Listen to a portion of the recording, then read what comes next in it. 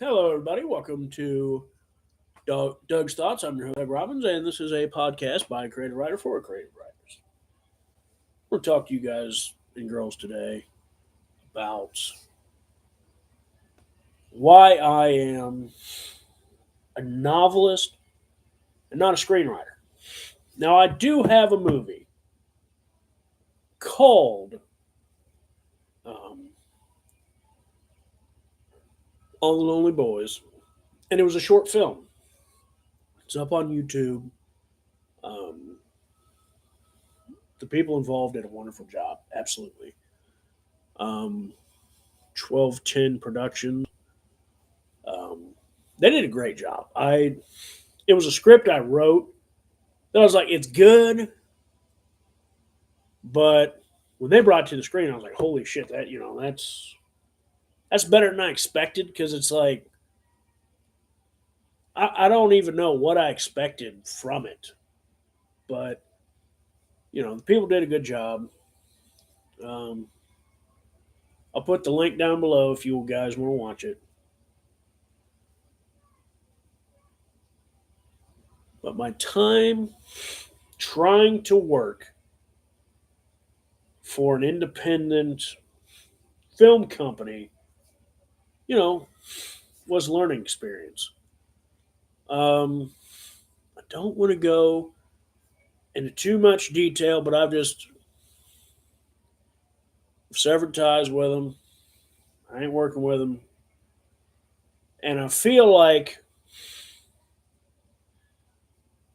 they missed the point. Whoever was, and again, it's totally anonymous, but, you know, everybody has a script doctor. Um, but it was just like, I don't know. I got tired of feeling like I was jerked around because I felt like, okay, this one could work. This one we're gonna run with, and then there were new fucking problems. And then it's like, well, now it doesn't make sense. Well, no, because you've had to make so many fucking edits. This fucking thing that was that had the initial thoughts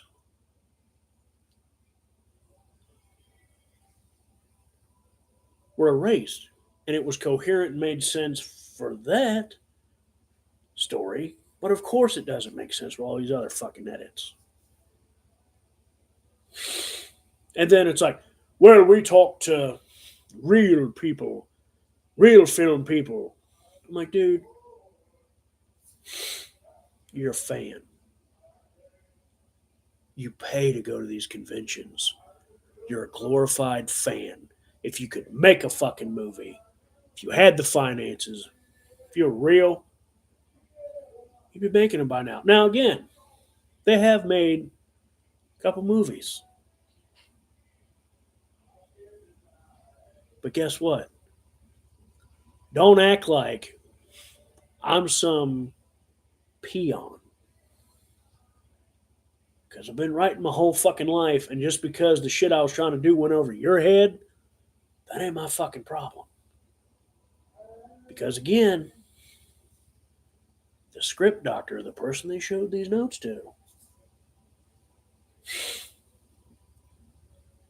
just is like, well, we got to kill off the dad character. Um, Now, again, a lot of inspiration I use from real life because, again, that's how, my dad is. And I know my dad's kind of messed up, but, you know, I tried to show that he still loved, like, even if his marriage was on the fritz, he still loved his kids. The mother loved her kids. Oh, but there needs to be a sex scene. Can we have her in the bath? You know what I mean? Like, well, these movies are about sex and death, and it's like it's very hard because people bitch about horror movies being the same, but then if you try to give them something different, what's this? I'm not saying titties. You know what I mean? Like, it's like look at the new David Gordon Green Halloween trilogy. Read the book, the Vicky scene, topless, naked. The movie, they literally say they dry hump and everyone's got clothes on. Halloween Kills. There was like the nurse outfit, but there was no real sex. And then there was an implied sex scene with Corn Ellison, but you know what I mean? And it's like first three Child's Plays did not have a sex scene. So it's like, you know what I mean? It's like I wanted there to be a redemption scene when the family is trapped and they wanted to, and the dad realizes how much he really does love his family and his wife. It's basically if we survive this, I'm going to be a better person. Um, and they didn't buy it. And they were like, would rather see the dad get killed. I know it's a slasher movie, and I know that you got to give them certain. And I gave plenty of gore. I gave plenty of blood. Um, but that little redemption arc, there was something because there was a scene in the zoo. I even thought of being an homage to like The Omen.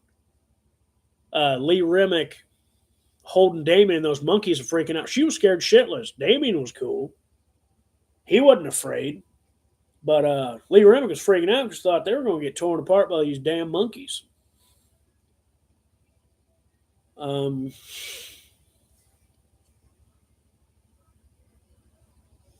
Now, something like Halloween Ends.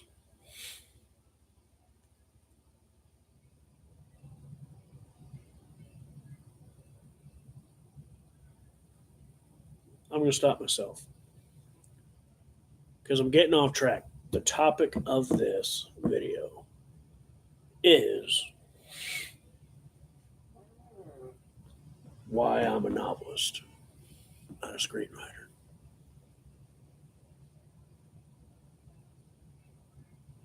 I'm still learning at both,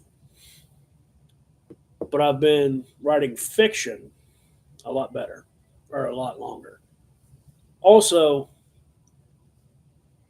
screenplays are too limiting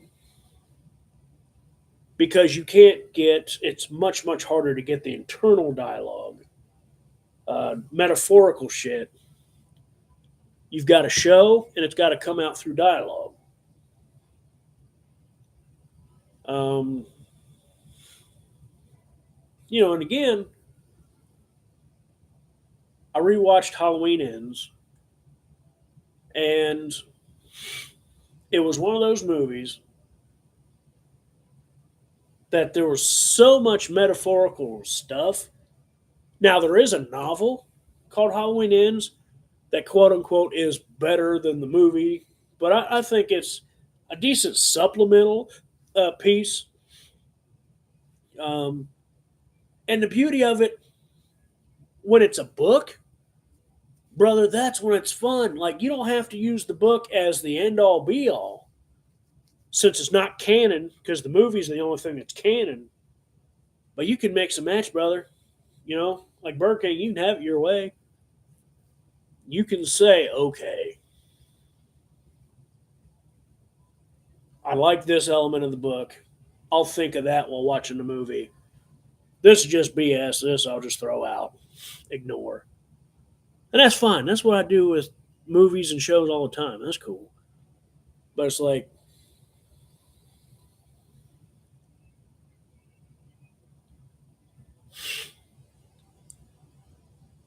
I have to write the internal dialogue. I have to be more descriptive than what that allows you to. Because again, like Brian Cox said, between being a novelist or a screenwriter, do you love your the art inside you or yourself in the art? Like they want to be in the movies, which is cool, and I get that shit. In fact, again,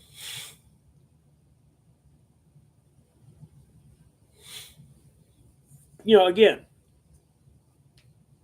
I've read stuff throughout my life. Uh, when I was a kid, I loved the Goosebumps books. Uh, I've read movie novelizations.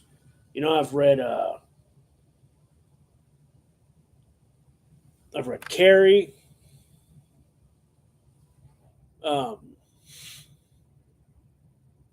Started Cujo, but didn't really get into it all that well. But read the Halloween 4 novelization. I read Halloween Ends. I've started Halloween Kills. I couldn't get through it, which is funny because that's one of my favorite Dave Gordon Green sequels, so it's weird. But and I've read the 2018 one.